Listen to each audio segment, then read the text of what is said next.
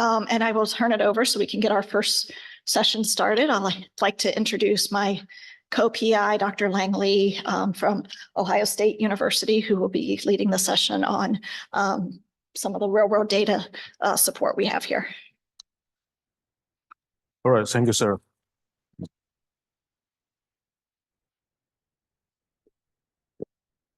All right, this is Lang.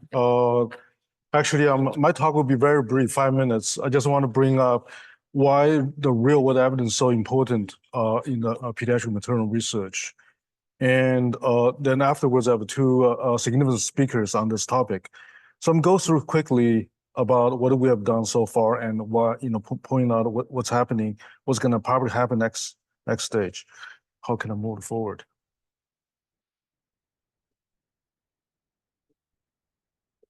Hold on. Oh, okay. All right.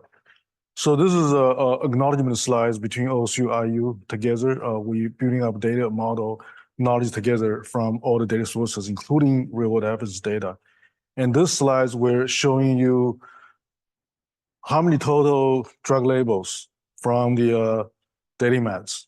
Okay, then the smaller bars showing you how many of those labels having pregnancy, pediatric nursing, mother-related drug label. You can see that only a small fraction of those drug labels containing those pediatric maternal data information. That's where we are tasked to try to help increase the knowledge along the way. So that's the motivation behind all those work we're trying to accomplish.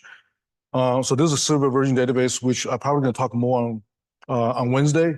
This silver version database, we're using machine learning model to curate the data automatically from PubMed and put in database. For the golden version database, right now we have 160 drugs in there. Total number of publications is about 3,000. Some of them are for pediatrics, some of them for maternal. And actually, in order to get that many 3,000, we're actually screening close to 8,000 papers to get that information in the database.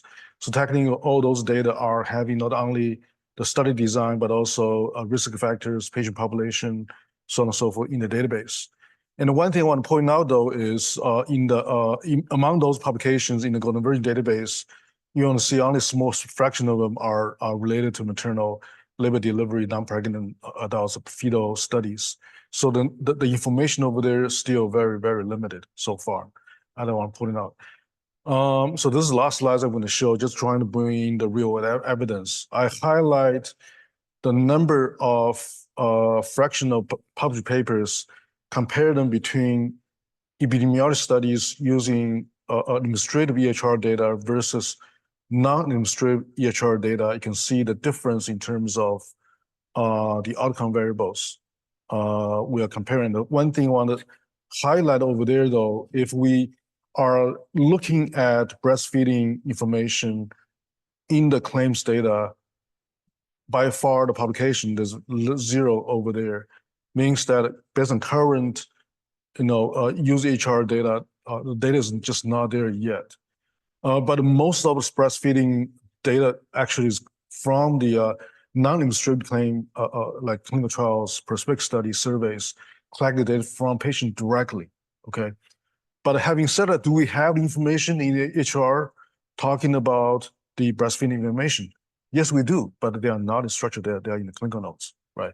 So that's all I want to point out. So there are opportunities over there for data integration, but data just not there yet.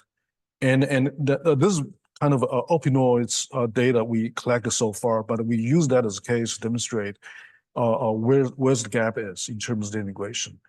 So that's it. I think this is the next few 1 hour. I have two wonderful speakers. Dr. Elmute Winston is from University of Florida. She has done all her research during the past 30 years focusing on pharmacoepidemiology for pregnant women and women in lactation as well. And she's a full professor, Rob and Barbara Christoph, professor for medication safety in the University of Florida. And Elmute, you can take over from here.